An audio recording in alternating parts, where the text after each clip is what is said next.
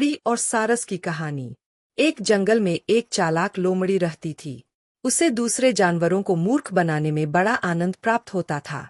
वह आए दिन कोई न कोई युक्ति सोचती और किसी न किसी जानवर को उसमें फंसाकर मजे लिया करती थी।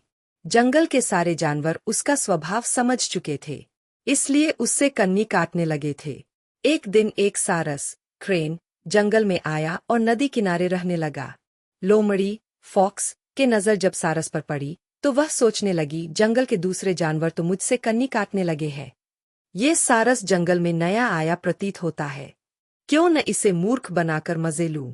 वह सारस के पास गई और बोली, मित्र, इस जंगल में नए आए मालूम पड़ते हो, तुम्हारा स्वागत है। सही पहचाना मित्र, मुझे यहाँ आए अभी कुछ ही दिन हुए हैं। मैं यहाँ किसी से परिचित भी नहीं हूँ। तुमने मेरा स्वागत किया, इसलिए तुम्हारा धन्यवाद, सारस ने उत्तर दिया। लोमड़ी ने सारस के समक्ष मित्रता का प्रस्ताव रखा। सारस का उस जंगल में कोई मित्र नहीं था। उसने लोमड़ी की मित्रता स्वीकार कर ली। लोमड़ी ने उससे मीठी मीठी बातें की और वापस जाते जाते अपने घर भोज के लिए आमंत्रित कर गया।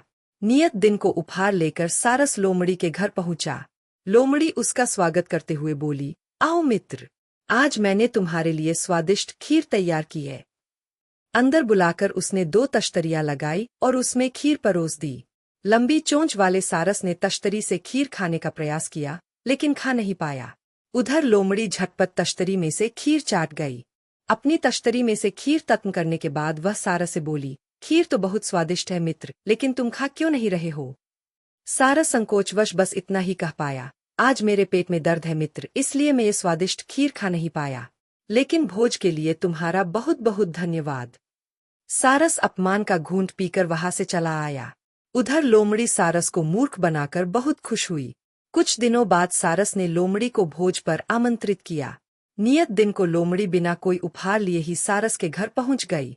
सारस के उसे अंदर बुलाया और बोला, मित्र, मैंने भी भोज में खीर बनाया है, आशा है तुम्हें उसका स्वाद पसंद आएगा।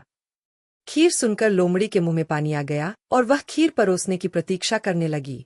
कुछ देर में सारस ने सुराही में खीर भरकर परोस दी। सुराही में खीर देखकर लोमड़ी का मुंह उतर गया।